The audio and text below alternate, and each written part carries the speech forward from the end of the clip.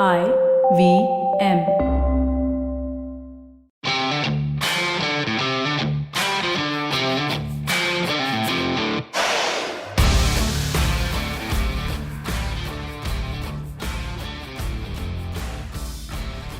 Ladies and gentlemen, welcome to the Fighting G.O.A.T. We are back with episode 8 of the Dhamaka with the one and only Superhuman Somesh, Kamra, and I'm one of the hosts, Arjun, aka Mystic Chips. How are you doing, Somesh? Also known as Sexy Chips. What's up, Sexy Chips? Only very, very few people call me that.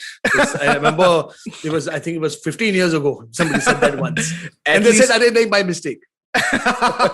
at least someone said it. at least somebody, I think. Yeah. So once. Yeah. But Chips, how's it been, man? We had a great week of fights. We spoke about it on the Ultimate Guide to UFC. We've had incidents. We've had so many discussions after that particular fight. I mean, come on, tell us exactly what was the week that was. Firstly, the week that was a very interesting week. The fights in the UFC were stellar, as always.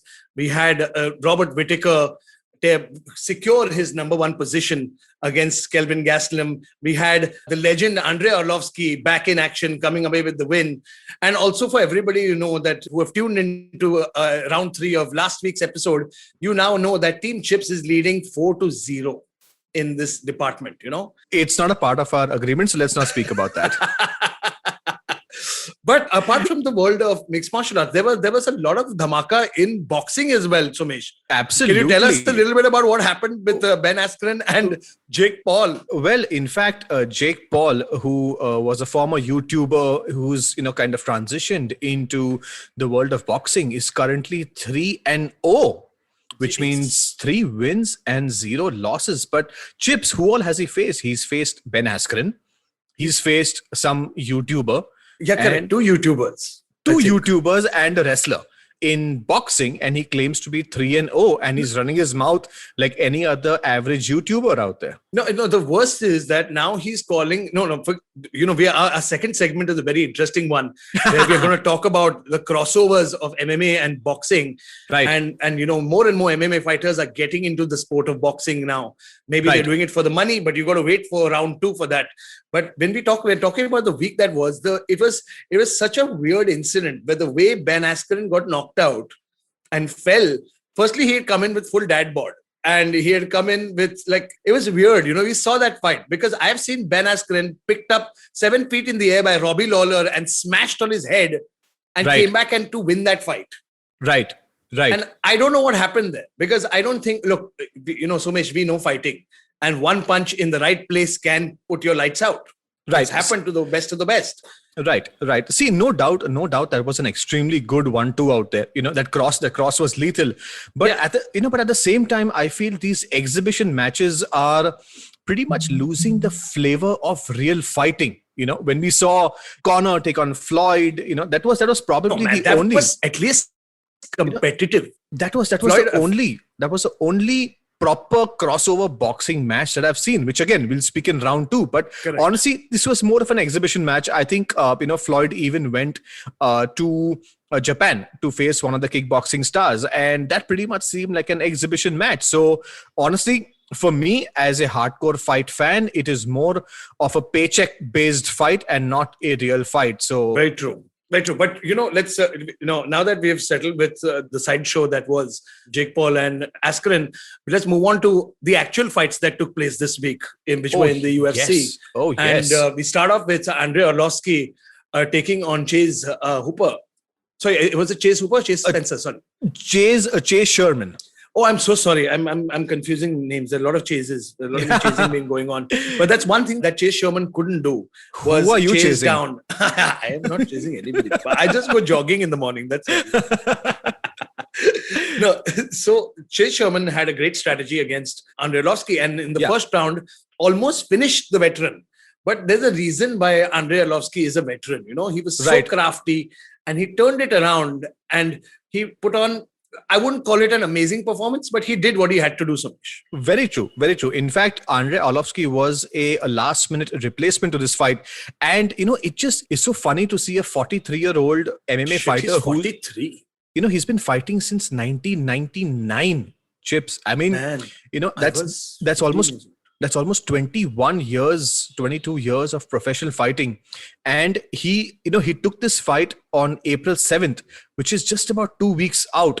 And normally these heavyweights do not keep a very healthy diet because they don't have to cut, any more weight. So he may have not been in his best shape, but man, the way he came out there, he took Chase Sherman, he took his best shots, and he just moved forward and he secured the win. That actually gets me to the point that these last minute these replacement fighters with veterans, is it a good thing for the opponents, or is it something which they need to be careful of? Because see, at the end of the day, experience does count. True. No, see, when we spoke about this on the Ultimate Guide to the UFC, I think it was a question by one of our fans in the audience. Yeah. And they asked, what is the downside of facing a veteran? I would never say there's a downside in facing a veteran. Right. Never ever. Because if you win, great. You won against a veteran, but the guy is already past his prime. He's a veteran in the business. But if you lose to a veteran, then it's always looked as a learning experience. Because you know what? The old lion still has some tricks up his sleeve. He still taught you a few things. And I think Chase Sherman has nothing to be worried about. He has nothing to be embarrassed about. It's not like he was viciously knocked out or there was some lopsided beating. He just got schooled. And Chase will come back better for it. Very true. In fact, there are a few aspects to this. Chase Sherman was supposed to face another youngster called Parker Porter. And, Parker Porter pulled out and Andre Arlovski. Parker's a tough guy, man. Parker's a tough guy. Tough SOB. Chase Sherman himself was cut by the UFC in 2018 when he had a 3-fight losing streak. He came into this fight on a 4-fight winning streak. So that could make me believe that the guy was very high on confidence. He may have shown a little bit of frustration in round 3 because he could not catch Arlovski. That is why you call Arlovski a crafty veteran. No, exactly. He took away. See, when you're fighting, if you're going to keep getting kicked in your legs, and if you don't protect them and you don't check those kicks over time, and especially these are heavyweights kicking you, and Andre Arlovski is a ace kickboxer during his day, and the way the technique in which he was kicking his leg, literally by the 3rd round, Chase's leg was a dead leg. And he couldn't pivot off it. He couldn't pivot off and turn his hips and punch properly. He couldn't do anything. So that was one big weapon that was removed. He just couldn't move. And then you can't expect somebody like, in a heavyweight division, you can't expect goading somebody saying, mere samne khade reh ja, marte hain ek dusre ko.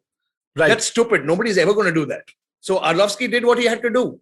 Well, it was an absolute calculative move, and I think it was great for Arlovski because he gets back in the winning column. Of course, it's very difficult to see him face a top 5 heavyweight at the moment. No. I mean, that would be mean. I mean, it would just be disastrous for his career, especially because in the post-fight conference, he did say he wants to fight for a couple of years more before the UFC kind of, asked him to leave. I think it's just, there's only one person who's fighting and he's 60. I think it's Alexei Oleinik, who is just 65 or something. He's not really 65, but he's like, if you look at him, he looks like an old Serbian grandfather who's sitting there. Having said that, I think he does have 4 to 5 kids. Huh? At least. Minimum. And the daycare facilities are open on 3rd floor of the UFC building in Vegas. Guys, you have to know who John Anik is to get that joke. Yeah. But moving on now, and we move on to before we talk about the main event, we talk about something that irritated the life out of a lot of fans, and it is Somesh is, and I have been watching fighting forever, and the antics that take place before a fight are usually meant to market the fight. You're there to sell the fight. You're there to sell and hype it up and stuff. Right. And when guys like, Wanderlei Silva, Rampage Jackson, Anderson Silva, Vitor Belfort, John Jones, Daniel Cormier, Conor McGregor, Nate Diaz, the Diaz brothers, the amount of pushing and shoving that takes place at a weigh-in is considered normal. Now, Somesh, you know the rules of the weigh-in. Is it allowed legally or it's just frowned upon? Well, see, to be really honest, there's no legal aspect in this where they say, no, you cannot push your opponent. But like you won't be disqualified if you push somebody. No, not at all. No. Not So at all. In fact, no you'll not be legal. disqualified. But however, they have been strictly told that you cannot touch your opponent. They've been told very, very particularly. But see, you know what? We're dealing with fighters. It happens. When they come very close to their opponent, there's always that one reaction that comes through, and most of these could be said that they are done for marketing.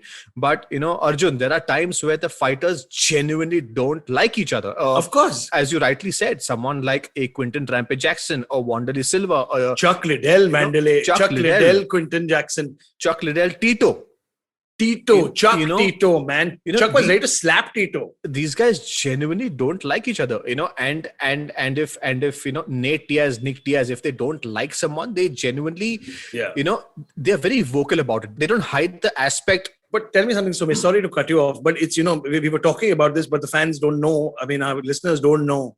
Drakkar Klose was scheduled to face a man called Jeremy Stephens, Little Heathen. In the co-main event. Yes. Co-main event is a big slot. It's like it's a big jump from, for a fighter. I mean, Jeremy Stephens has been there many, many times. He's a grizzly veteran of the sport. But Drakkar Klose had a great opportunity to take on somebody like that. And during the weigh-ins, there was Jeremy Stephens in the heat of the moment, just shoved him. Granted, it was one hell of a gangster push, clearly. But the reaction that he went through was not immediate. And it came a day later. So, one tends to think, ki abhi kya hua hai? In fact, that is so aptly put, because what happens normally before the fight, which happens in the US on a Saturday evening, the weigh-ins are done 24 hours prior. So that's Friday night.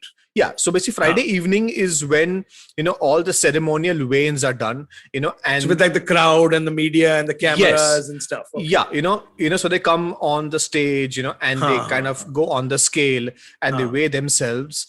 And then they have something called a face-off, Correct. So after that face-off, sometimes when, the fighters come too close, there are some fighters who are very cool and calm, like a Stipe. Yeah. But on the flip side, you have a Nate Diaz, you have a Nick Diaz, you have a Conor that, that really hype things up because that intensity. That intensity, they feed off each other's energies. So I guess pushing and shoving is absolutely normal. I mean, I would love to see it because. But what we were talking about was, look, yeah, if you slap me today on my face, it'll sting me immediately. Right. I'm not going to come back tomorrow and tell you कि ये मुझे बहुत लगा. मेरे को आज लग रहा है. See, you know what? Now there's another aspect to this. Whilst I completely agree with you, I am a little pissed off because I wanted to see that fight. However, maybe the push aggravated an underlying injury which was already there. Maybe his spine kind of snapped or something on the No, man, we saw the replay of that push. The push was a regular push. I mean, Wanderlei pushed harder. Yeah, and true. And maybe, like you said, like we discussed also, the injury is a big part of it. Right. But it's not like, I'm waiting to see what the medical reports say, because nausea from a push, I don't know. We don't know. We will not know properly till we get the proper report. But you spoke also about an aspect, because you've seen when you were with Bharat Kandhare in the locker rooms before the fights, and you tell me that there is the weigh-ins are the last time that a fighter sees his opponent before he sees him inside the cage. That's right. And there is a certain intimidation factor that can be built there as well. Absolutely, yes. Absolutely, yes. Like guys like Anderson Silva used to break their opponents in the weigh-ins. Right. You just saw that face of his. You saw that demeanor. Connor's scream and his war cry. Right. When he yells at the audience and he screams in the face of his opponent, unless your name is Nate Diaz and nothing, you're not scared of anything. Yeah. It broke a lot of opponents. Very true. Do you think there is that aspect? Maybe, because Jeremy is also, he's an old school mind games. Yeah. Beat the crap out of you first before I care about my record kind of fighter. Correct. So yes, in fact, there was one incident which had happened when Stipe was facing DC for the second time, and when they had crossed paths in the hotel, they had kind of very informally shaken hands, and we saw it on UFC Embedded, where where DC clearly said that man, his hands look crazily hard. Yeah. Oh, yeah. I remember saying that, and somebody like DC saying it. Daniel Cormier is an Olympian. He's a champion in his own right. I mean, that guy fears nobody. Yes, and at that point of time, he was kind of, kickboxing with Luke Rockhold. He was wrestling with Cain Velasquez. And Khabib Nurmagomedov as well. And Khabib was in the corner also out there, So, I mean, for DC to say that means, Stipe's handshake had already set the tone for the fight. Can you imagine what Ngannou's handshake would have been? I mean, I would not even want to get there, But, but having said that, Close's version was the fact that, yes, he got pushed and the migraine kicked in much later. That was his version of it. But as a fan, I would say that if the migraine kicked in with a push, what would have happened during the fight? Seriously, I mean, what if Jeremy had landed one of his bombs?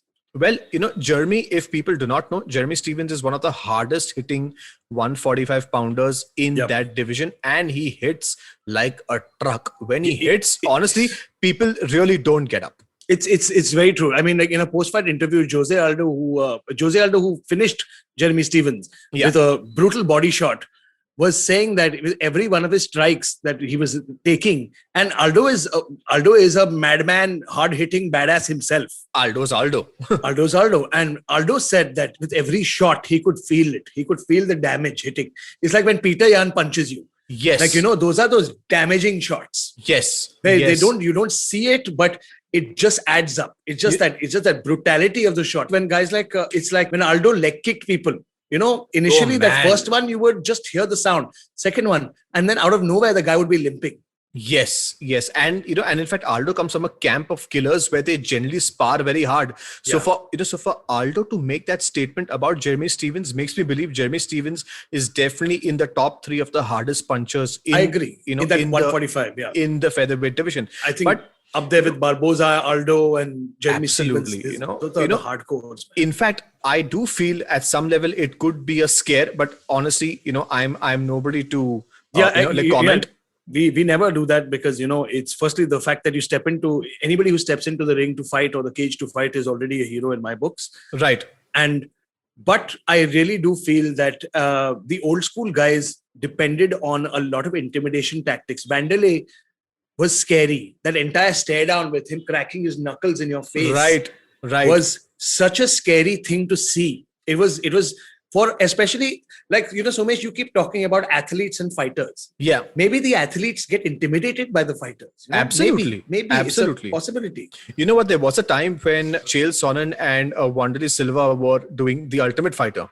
Oh my God. There were moments where the contenders had not come in, but still these two were going at it, backstage. Dude, don't you remember the scene where they got into each other's faces? The cameras were off.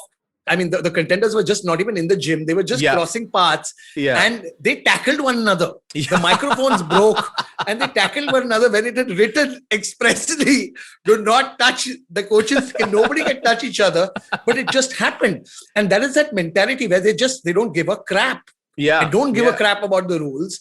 Yeah. Yes, of course. I'm not going to knee somebody to the head, but that also happens with the hardcores. That absolutely does. And it's unfortunate. We lost out on a great fight. Yeah. And Somesh and I have said this so many times, it's being a company man in the UFC, like guys like how Cowboy Cerrone has been. Yeah. Or, there are so many names that don't come to mind, surprisingly, on a Monday. But why I say guys like Cowboy Cerrone is because they've stepped in on short notice. They've stepped up and they've got opportunities because of that. Not only opportunities, backstage bonuses, etc., etc. Well, yeah, like Kamzat Chimaev is one of them. Absolutely. And John Jones was public enemy number 1 because he cancelled a card. The UFC 151 was cancelled because of Jones' reluctance to fight somebody on short notice. Yeah. And believe me, Dana White, he was in Dana White's bad books for many years after that. Absolutely. The only reason, if it was somebody lesser, he would have been cut. But John Jones is the phenom, greatest fighter of the world. So you can't touch him. Right. So ladies and gentlemen, those are 2 versions of what could have happened to Drakkar Klose after that vicious gangster push by Jeremy Stephens. But that takes us to the main event of the evening between Robert Whittaker and last-minute replacement Kelvin Gastelum. There was, but not so last-minute, man. There was at least 3-4 weeks of time. Yeah, but you know what? Pulled out a month ago. But you know what? The thing is that after a while, when you're facing someone like a Robert Whittaker, it's never going to be easy. It's never going to be easy. You know, in fact, True. the fact that Kelvin Gastelum even took the fight, I think is a very, very big thing, because honestly, you know, you're on a 2-3 fight winning streak. You know, you are aiming at the belt. Your opponent is injured. You know, why would someone step in to actually spoil the record? You know, why would someone step in? But you know, see, again, we keep coming back to this. KG is such a badass. Were you going to say K3G? I was going to say K3G by mistake. Yeah. I mean, can you imagine Kelvin Gastelum acting in Kabhi Khushi Kabhi Gum? You wait now. Salman Khan has to call Francis Ngannou now. But we have a superstar surprise for you later also. Yeah. But no, you're right. See, dude, no, it's, you know, stepping in to take on fighters on short notice. But again, like we said, is there an embarrassment losing to Robert Whittaker? Is it embarrassing to lose to Robert Whittaker? No, it's Robert Whittaker. Well, You can say you lost to Robert Whittaker, man. I mean, look, Kelvin Gastelum is at a weird point in his career. Yeah. He's won a few, he's lost a few, but he's always one fight away from being a contender, no matter what. Well, you know what? Very, very surprisingly, Kelvin Gastelum was on a 3-fight losing streak before he won his previous fight. I think it was versus Ian Heinzich. Maybe Ian Heinzich. Heinz. Yes. And honestly, you know, if I was Kelvin Gastelum, this would have been a very, very big risk on my part. I would have waited to get maybe one win more before facing someone like Robert Whittaker, because technically in the books, he's 1 win and 4 losses in his last 5. See, but again, we've spoken about, you know, fighters and then fighters who care about their records. And I think guys like Chris Lieben, guys like Chuck Liddell, guys like Vanderlei, guys like Brian Stan, Rampage, I'm talking about a bygone era, the Shoguns, the Dan Hendersons, the Jim Millers, the Jeremy Stevens. The guys from that era didn't care what their W&L record was. Very true. It's about putting on a show. It was putting on a fight. It's a fight business. It's the hurt business. Right. And if you don't come in there and fight, your promoters, like guys like in ONE FC, have started a card system for inactivity. Right. Has started a red card. Pride used to give out red cards and yellow cards for inactivity, and that would be docking your pay. Well, so you literally had to fight. You know, in Pride, you know, if you were not punching for like precisely 1.5 seconds, you would get a card. Exactly. And I think these, even though guys like Robert Whittaker and Kelvin Gastelum are both super warriors. They will bring it. They don't care about a record. They'll work their way back up. And I think even promoters like Dana White respect that out of these fighters. Absolutely, yes. And I think Dana loves somebody who comes to fight. Right. He doesn't Kelvin Gastelum doesn't make excuses. Oh, my leg was not proper. Oh, my training camp was not improper. He doesn't make an excuse. I lost. I lost to a better man tonight. Same thing with Robert Whittaker. The class on the human. He didn't make excuses. He didn't say he had a hernia. He's like, I lost to a better man tonight.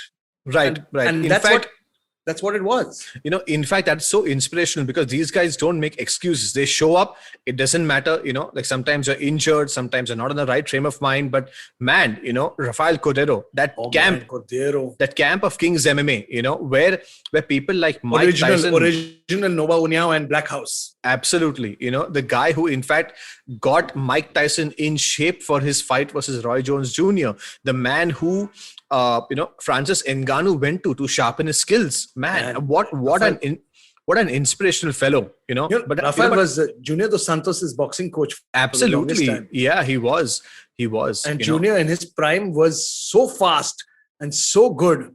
You couldn't catch him, man. He was greased lightning. Yeah. It was unbelievable. Absolutely. But I think we can sum up the entire fight with Robert Whittaker as a technical masterclass. I wouldn't say it was a one-sided beating, because Kelvin Gastelum bloodied him up as well.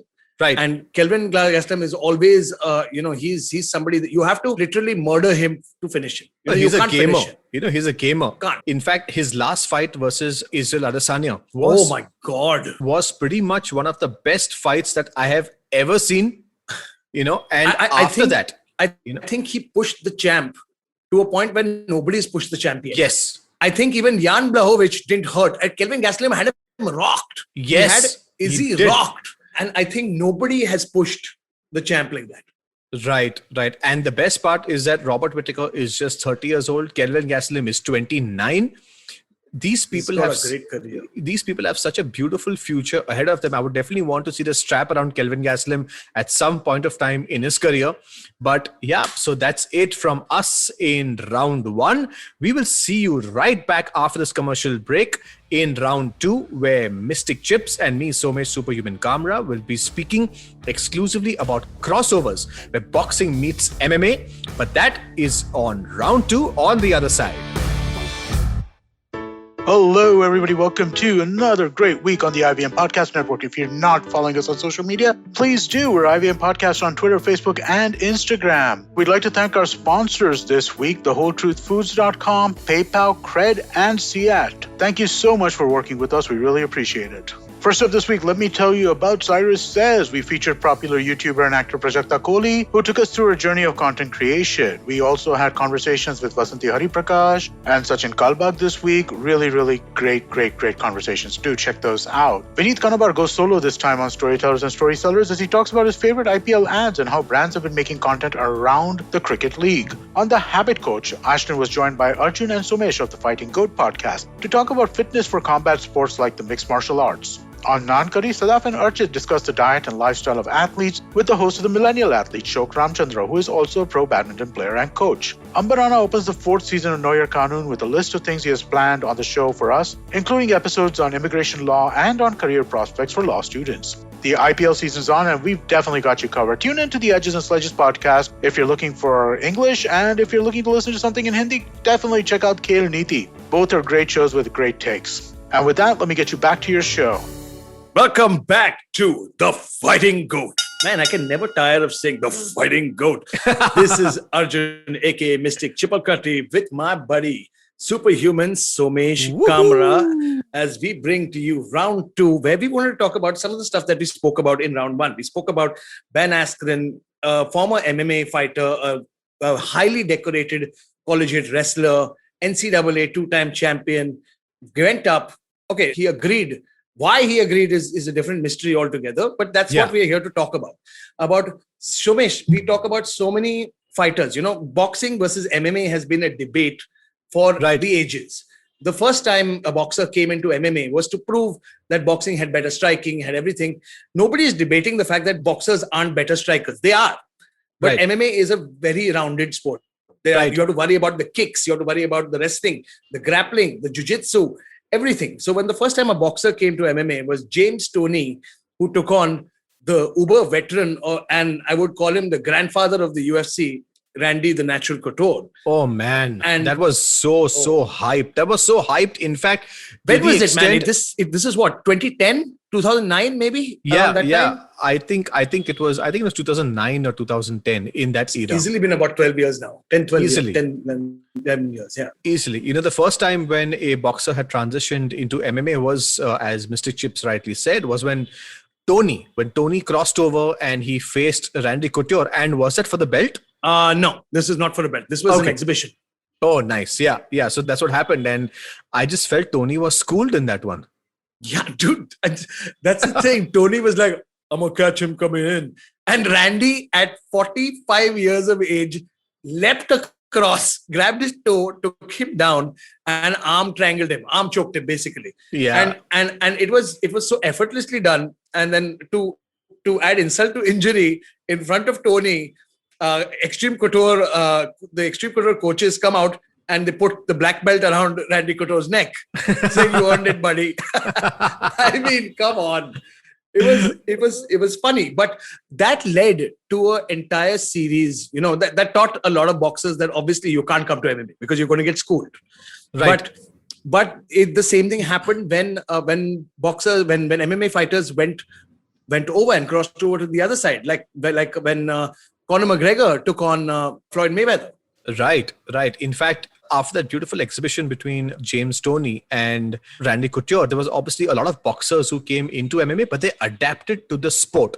They were not pure boxers. You know, so someone like a Junior Dos Santos, who was a pure boxer, but he learned the takedown defense. But at the same time, Chips, why do you think people from boxing move into MMA and from MMA move into boxing? What do you think is the reason for that? No, the thing is that there are far lesser fighters moving from boxing to MMA. Because boxing is a very when you have a single disciplined sport, it becomes very technical. Right. So boxers, if you look at the way they move their hands, it's just these two weapons. It's just your fists. Yeah. So everything is centered around the movement for that. The way the feet move, the hips move, the way your shoulders roll, everything is centered around that. So your discipline in boxing becomes elite. Whereas mixed martial artists are usually come from kickboxing backgrounds. Mixed martial artists come from former boxing backgrounds. Right. And I think it is the allure of money. People want that money because boxing has, look at this. Now, Jake Paul has made Ben Askren, his purse was 500,000 to show, win or lose, he's going to be walking away a millionaire. Right. And he would never make that kind of money in MMA. And someone like a Robert Whittaker, like a former champion, 3-fight winning streak, all bonuses combined made $500,000. Correct. But because I think it's the purses, the fight purses, boxing also has been around for a lot longer. Boxing also has attracted a lot of celebrities in the past. I'm not saying MMA doesn't, but I think a lot of people still consider, even though we don't, MMA is a very brutal sport. Right. Very, very brutal sport. It's one of the most brutal sports in the world. But it is, at the end of the day, it's still a sport. And there are a lot of athletes coming into MMA. But at the same time, we have this constant argument of how boxing isn't growing. But what I'm worried about is that the shit show aspect of boxing is growing. The sideshow fights, the pageant. I mean, you saw that event, okay? It was Justin Bieber singing and this and that. And Snoop Dogg commentating. And Snoop Dogg commentating. So clearly, with Snoop Dogg yelling, "Where's my mother effing money, Dana White," at the end of it when Jake Paul won. And so one would come to consider, are a lot of, Somesh, tell me something. Now, are MMA fighters feeling the pinch in terms of the money? Because look, if you're not a champion, if you're not a John Jones, if you're not a Silva, you're not a GSP, you're not a Conor McGregor, you're not making that kind of money. Well, see, we've primarily centered around the UFC because we're such big fans of the UFC and the talent out there. But, why do people like Rory McDonald or someone like a Yoel Romero, why they're transitioning into Bellator towards the last 3 years of their career? They're transitioning into Bellator primarily because maybe the money is better or it's more in Bellator, but UFC is it's created such a monopoly. It's created such a monopoly of marketing, monopoly of the hype of the fights that maybe people want to come to the UFC for the marketing and the fame, not necessarily the money. Very true. Boxing definitely has no money, but honestly, if people are running behind money, I think there are other different organizations that they can go to. They may not get the same hype and marketing like the UFC, but Brave is always open. One championship is open. Bellator is open. It's like when Conor was rising to success in the UFC and he became the double champ. Yeah. He immediately called out Floyd Mayweather, who accepted instantly. He's like, yeah, done. Because of the success and the fame of the UFC, he got a chance to get into boxing and did a pretty damn good job. He hung in there for 10 rounds with Floyd Money Mayweather. And of course, Floyd then turned up the heat and said, enough of this, and I'm just going to win now. Yeah. And he keeps his 51-0 record, solid. But I understand now, but what you said was right. In the last end of their career, like Rory McDonald, he had fought the wars, he had gotten all the publicity, and he went to where the money was. Yoel Romero was, according to me, when Robert Whittaker was champion, Romero beat him once. So I am still a firm believer of that. The second fight, I think Romero should have become the champion. But Bobby Knuckles can beat me up later for that. But no, I understand why these guys are moving over to boxing. But what I have a problem with is other side shows. Like, I think a lot of former fighters, like say Frank Mir or even Ben Askren, who, they made their money, but they haven't made their money, because of the damage that they've taken. Frank Mir especially, he had a bike accident, then he came back to face... he won the championship belt, got beat up by Brock Lesnar. It's and then it was on a downward spiral. Right. He got tooled by Junior Dos Santos, and then we didn't see much of him. Last we saw him in another organization with Josh Barnett. And I see a lot of, like, Frank Mir fought this weekend, and he fought against a very, very talented boxer. Yeah. But you could see the disparity. He got beat up. Yeah. He got beat up badly. Throughout all the rounds, but he survived those 6 rounds. And because honestly, his background is in wrestling and BJJ. So I don't get it. Why are the BJJ guys boxing? Well, the same goes with Ben Askren. He's in fact a wrestler. I would not know why, except for the purse, I don't know why he would go and face even anybody like a Jake Paul. I see, honestly, if you want, Jake Paul to do some real thing, I wouldn't mind seeing Vijender Singh versus Jake Paul. Oh my God, Vijender would chew him up and spit him out. Well, don't we want that? I want, hell's yeah. No, Jake Paul there was an article on MMA Junkie called Loving to Hate Jake Paul. And he has become public enemy number one because look at the guy. He's 3-0. He's taken on 2 YouTubers and 1 legit fighter who is way past his prime and never had hands even in MMA. Right. He never even had hands in MMA. When is the last time you heard Ben Askren hurting anybody on their feet? Well, maybe like 2001 or 2002. Yeah, correct. Maybe in school or something you want to do a fight. Yeah. and the point is that it's you don't see Jake Paul. He's calling out guys like Nate Diaz. I would pay money. Please, Nate Diaz, go make an example out of this mofo. Do it because that's what the world wants. And this guy is winning, man. He's clearly making the right moves. This is the thing with boxing. You win a couple and then you just start calling out the whole world.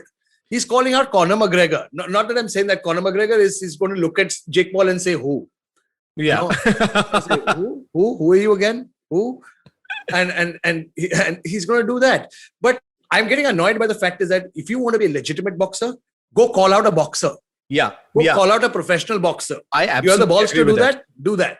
In MMA, we don't have that bullshit. Yeah. MMA, nobody does that crap. Nobody will go and say, Acha, usko bulate hain. Let's call some boxer from somewhere obscure and tell him to come fight us. Correct. Never do that. But, is that... see... It's like Jacare calling me out to fight. See, boxing has its pros and cons, but off late in the past couple of years, we've only seen the heavyweight division, which has been really active. The heavyweights with Tyson Fury, Andy Ruiz, Deontay Wilder, Anthony Joshua. Yeah, so but even Canelo's division, man, super middleweight also has been active. Well, it's just Canelo. It's probably Manny Pacquiao. Floyd is in and out. So honestly, I can count on the back of my fingers that there are not even 10 boxers that we can actually draw a card with. But on the flip side, in MMA, just the UFC alone has about 900 contracted fighters, out of which I feel at least 50 of them are huge draws. 10 of them may be mega stars. True. Does that make a more feasible business venture to be in? See, the thing is that the continuity of revenue with MMA is far more than boxing because MMA has been on every weekend for the last, I don't know how many years now. And especially in the last 3 years, Dana White has just ramped it up. There is never a weekend. There's never a Saturday night that there's not a fight. Correct. There's something happening somewhere. And before this bullshit coronavirus, there were fights in Europe. There were fights in London. There were fights in Abu Dhabi. There were fights in Singapore. There were fights in China. There were regional fights in the US. There used to be fight nights that were clashing with one another. Correct. Where one would be in America and one would be somewhere in another part of the world. But boxing, the fights are so few and far between. Like if you look at, say, DAZN, which is now which is the Canelo Alvarez's promoter. Yeah. DAZN, which shows their fights. There are a lot of fights, but again, it's not enough. It's not out there enough. But boxing is taking a page out of MMA because they're starting to promote again. And boxers like Amir King Khan in the Middle East are starting to push hard. Right. Starting to push hard. And they're using guys like Israel Adesanya is one of the ambassadors for one of Amir Khan's gyms. Right. And that is pretty incredible. So I think there is a plan somewhere that crossovers are happening for promotion primarily. Well, also, I think the latest call out from MMA to boxing was when Francis Ngannou called out Tyson Fury and or Anthony Joshua, and he was willing to box either of them in a boxing fight anywhere in the world, is what he said. That's crazy. So do you think that will be an interesting matchup? It's honestly, no. I mean, look, man, if you're look at Anthony Joshua, look at Tyson Fury. Tyson Fury is a pure boxer. Right. The kind of power he brings is incredible. I'm not saying Francis Ngannou doesn't have power, and he's got tremendous power. Yeah. But are his hands like Tyson Fury's hands? No, sorry, they're not. Right. Francis Ngannou, maybe if he takes off goes and trains with Freddie Roach, or somebody for the next 3 years, maybe. But he'll have to give it a great shot. He'll have to really, like Conor worked for a year. Conor always had good hands. Correct. But his background was boxing. That's correct. His background was boxing, but he used to throw in the kicks for fun, just as a rangefinder mostly. Right. And his background was boxing, and he had that stellar left hand. And, so his transition was not that hard, but he still had to put in the work. Right. I think in the heavier divisions, guys like Deontay, guys like Tyson Fury, guys like Anthony Joshua would not find it very hard to drag Francis Ngannou into deeper waters, man. 12 rounds. Oh, shit. Man, can you imagine Francis Ngannou punching air by the 8th? Well, yes, but that brings me to the second conversation. We have heard that Tyson Fury is taking on Anthony Joshua in the Middle East this year. Chips, yes, are you excited or what? Well, I might get the call to go commentate. So. No ways. Okay, we are best friends, right? Yeah, bro. Bro, we do everything together. You're coming with me. Well, ladies and gentlemen, we do everything together, but just on the professional front. That and a couple of beers also too. Yeah. And a couple of beers too. Come on. Come on. Watching fights and drinking beer is one of my favorite pastimes. That's all on the professional front. That brings us to the end of round 2, where we spoke of the transition between MMA and boxing and MMA. Well, we look forward on seeing you in round 3, where we make predictions for UFC 261, which is coming up next week with a packed crowd in Florida. See you on the other side after this short break. Namaskar, dear friends. My name is Shivchenko. Life, as you know, is a journey. And you and I, travelers, how can we celebrate this travel? I have a podcast for you, Begin the Journey. I share stories and moments from my life. Do tune in every Monday and Thursday to listen to my podcast on the IVM Podcast website, app, or wherever you get your podcast from. Cheers. Welcome back to round 3 of the Fighting GOAT. No, Chip, say it again. Round 3 of the Fighting GOAT. Yeah, I love that. The power. And speaking of which, Team Chips and Team Kamra, our rivalry has been going on for 8 episodes. And I'm proud to say that Team Chips is 4-0. Man, you know what? 4-0. I have to swallow that bitter pill and say, yes, Team Chips is 4-0. Team Kamra has not even won one prediction right at the moment. I think this needs to be a best of 9 at the moment. It was supposed to be a best of 7. Don't make cry. Chal, I'll give you odds. Best of 10. Done. Oh, you know what? Let's just make it the best of the end year. Like best of the year. Okay, yeah? Like till the end of the year, we'll keep going till I win. Correct. And the end of the year, the winner gets to dole out the body shots, the leg kicks, and the beating that they want on their opponent or of a person of their choosing. Well, and a free trip to Las Vegas. And a free trip to Las Vegas as well. Sponsored by IVM. Sponsored by the best podcast company, IVM Podcast. Check them out on www.ivm.com, ivmpodcast.com/Las Vegas trip. We're kidding, guys. IVM is not sending us to Las Vegas, at least not yet. Yes. Let's wait. Fingers crossed, maybe in the future. Yeah. But speaking of the future, what a card, man. Somesh, we've got the biggest freaking card in front of us. Like, I have trouble keeping my language clean because I just want to drop the F-bomb 20 times now. The card is that good. Well, in fact, the week that went was the last card which had no audience. This pay-per-view, UFC 261, is going to be in Jacksonville Arena in Florida, and it's going to be packed with 15,000 screaming fans. Chips, I can't wait for it. Yeah. I've been waiting for this since like March 2020, ever since this coronavirus pandemic hit the world, and people went into isolation and they stopped watching sports, and all the sports were confined to a space where there's no audience, no one is screaming, shouting. We had a bit of it. We had a bit of it in Abu Dhabi for Connor's card, I think. Connor versus. Yeah. So there were about 2,000 odd people were there. But what are we speaking of on 261? There are 15,000 people. So let me just break the card for you. The main card. Please. It starts off with Anthony Smith and Jimmy Crute. Lionheart is back in the light heavyweight division. Okay. We have Uriah Hall and Chris Weidman going in the middleweight division. Oh, hells yes. And then it comes down to 3 title fights. The women's flyweight, where the champ Valentina Bullet Shivchenko takes on Jessica Andrade.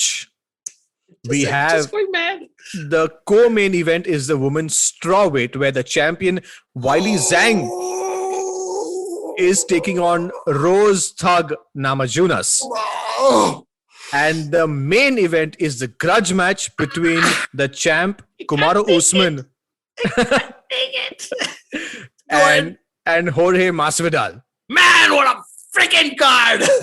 And the best part is that out of these 10 fighters, I'm guaranteeing you, nobody's pulling out. Whoever's injured is going to fight. They don't care. No, they don't give a shit. Nobody is pulling out of this fight. Firstly, the countdown series has begun.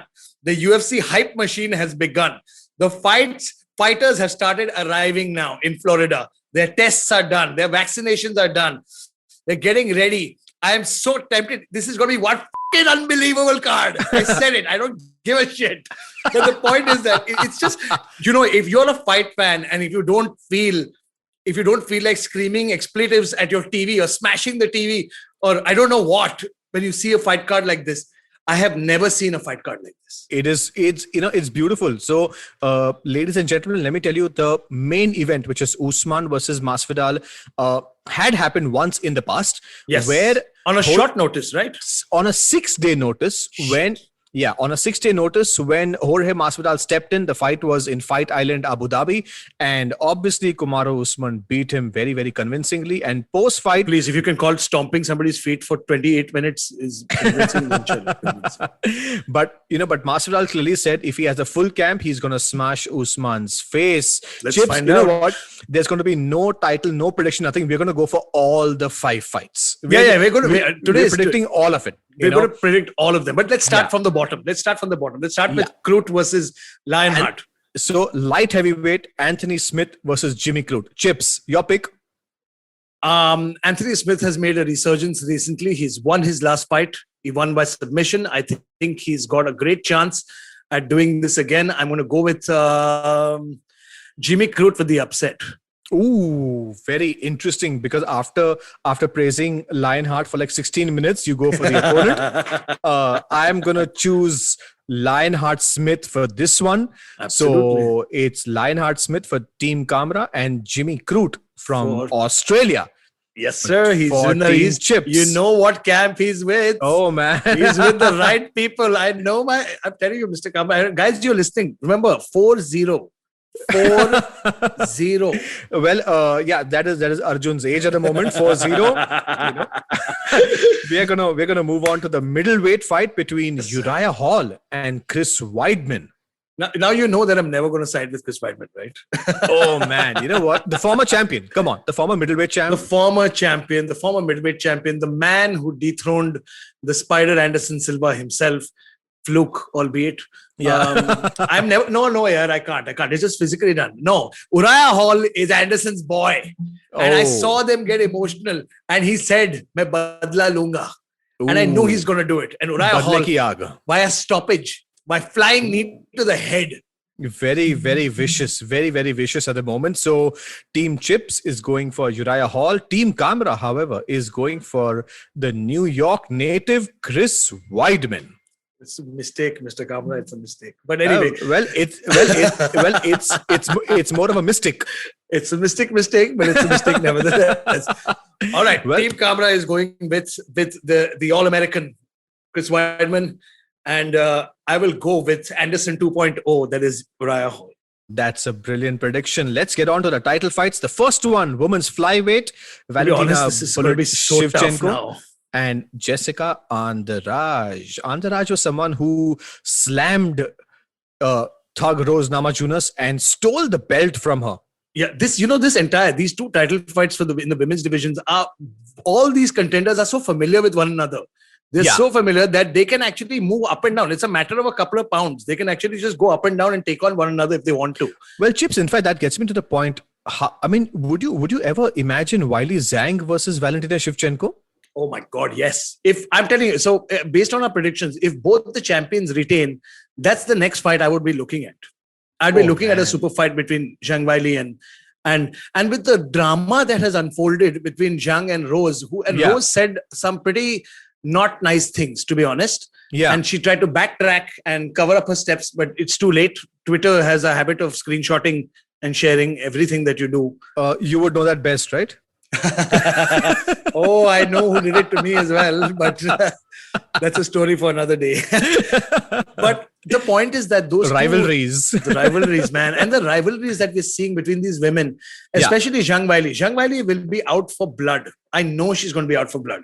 Both these fights have got wars written all over them. Absolutely. Wars, like violent freaking wars. What do you think in the women's flyweight? Valentina Shivchenko or Jessica Andrade is a Brazilian killer? Bullet Valentina retains. 5-round decision though. Ooh, very She will interesting. win by decision. Well, I'm going to go for the same pick. She wins. Actually, I don't want to say technique. And she just wins. She wins. Interesting. So for me, it's going to be Bullet Valentina Shivchenko. However, Team Kamra thinks there will be a stoppage in this one. I cannot predict that. But we're not going into the nitty-gritties though. We're just going to say who's going to win. So Team Chips and Team Kamra are picking the champion retains and still Valentina Bullet Shivchenko. What about between Zhang Wiley and Rose? Well, women's strawweight. Thug Rose. Oh man, this is. I hope DC and Rogan are commentating, man. Well, I think they would be. Because it is because it's in the US. It's not too far from where they are. So I guess it would be DC and maybe Dominic Cruz and Joe Rogan on this one. But such a difficult prediction. Strawweight 115 I'll help pounds. you. I'll start. Zhang Wiley retains. Zhang Wiley retains. Very interesting. Somehow my heart is going with Thug Rose Namajunas. Okay, there's one difference now. In fact, she had said in an interview, so after she lost the belt the first time, she said that, there is a certain pressure that is off my head. Mm-hmm. And for this fight, she clearly said, listen, I'm out there for blood. I'm going for the gold. It's just a shift in mindset. I think it's going to be a very close fight. It could be a split decision. I don't know. I don't think it's going to be a decision. I think Zhang Wiley is literally going to look to smash her. Oh man, that's crazy. Yeah, it's going to be very high fueled, and what happens when you see Zhang Wiley pissed off. Oh man, yeah. What she did to Joanna Jędrzejczyk was something brutal. It's more of bare knuckle boxing kind of after results that we saw there. The hematoma that she caused on Joanna's forehead has caused her to take a 1-year leave of absence for medical for medical leave. Right. It was a beating, and I'm pretty sure Zhang Wiley has studied tape on Rose. As strong as she is and as great as a champion as she is, and she trains with some of the best kickboxers in the world, Pat Barry. Yeah. And as good as she is, I think she has a tendency to be, it's very wrong for me to say that somebody can break, but we've seen her break. Because when Andrade stepped it up and started landing those shots in the pocket, we saw Rose start to, slow down and wilt a little bit. Yeah. Makes sense. So you could see that happen. Whereas you've never seen Zhang Wiley even remotely in trouble. Yeah. Very true.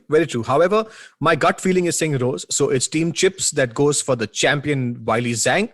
And Team Kamra goes for new Thug Rose Namajunas. And now the main event of the evening. The grudge match in the welterweight category, which is 170 pounds between Kamaru Marty Usman. Why did he say? Well, technically, his name was Marty in college. So yeah. Kamaru Marty Usman versus Jorge Masvidal. Street Jesus Masvidal, who wants to baptize him in the most violent manner. I mean, who makes up this shit, man? The way these guys have been talking to each other. We've gone on and on and on about rivalries and hatred genuine rivalries between fighters. This is as real as it gets. These guys do not like one another. They can't be put into the same room as each other. And you watch, believe me. They can't even be the same city as each other. Prakar Closer needs to see the shove that Masvidal is going to use. He's going to shove Kamaru Usman. It's crazy. But Chips, what's your prediction? This is a hard one. And it hurts my heart to say this. And I hope I lose this prediction. I hope I lose. But still, Kamaru Usman will defend his belt against Masvidal. Chips, man. I want to lose. I want to be wrong. I want to be wrong. I hope I'm wrong. You have spoken the exact words what I would say. I hope I lose this one, but practically if I look at this fight, I think Usman is going to retain it. Yeah. However, you know what, let's just make it interesting. I would go for Jorge Masvidal. Okay, done. You've already gone with Rose and Masvidal. I've gone with all the 3 champions retaining. Interesting. So those are the predictions from Team Chips and Team Kamra. You can make your predictions and tag us, tag IVM, tag the Fighting GOAT, tag Team Chips, tag Team Kamra, and win some exciting prizes only from IVM. Absolutely. So guys, please make sure that you tag us on our handles. If you want to catch me on Instagram, it's Arjun_Chipalkatti. On Twitter is at Mystic Chipal. Go Somesh. Well, you can catch me on Instagram, somesh.kamra, and on Twitter, it's somesh_kamra. You want to tag us, talk to us, hashtag us, tag IVM podcasts, and win some really exciting prizes. Yes. So what are you waiting for? Great apparel, great cups. So you know what? We're not going to tell you the prizes. First, tag us, start talking to us, get in touch with us, and believe me, make your predictions for your chance to win some cool prizes. That being said, thank you so much for joining us on this amazing episode number 8 of The Fighting GOAT. We will be back next week to see if Team Chips continues their long winning streak or will Team Kamra try and upset the balance. Thank you so much, everybody. Don't forget to log on for much more content and similar content like this only on ivmpodcasts.com. This is Arjun Mystic Chips and the Superhuman Somesh Kamra saying ciao, alvida, and sayonara. Come learn and experience the ABCDs of being queer with me, Shunetro. And me, Farhad. On our show, Gay BCD. The two of us take you through our stories and experiences of being gay men in the city of Mumbai and have candid and sometimes downright scandalous conversations about sexuality, gay culture, and everything in between. Catch new episodes of Gay BCD every Tuesday on the IVM Podcast website, app, or wherever you get all your podcasts from. Feeling overwhelmed, anxious, struggling with too many obstacles, don't know where your life is headed? Well, if you are dealing with one or all of these, tune into the Positively Unlimited podcast, because in each episode, I share a life lesson, a life hack, a pro tip that can help you get your life back on track. All episodes are available on the IBM website, IBM Podcast app, or wherever it is that you get your podcast from.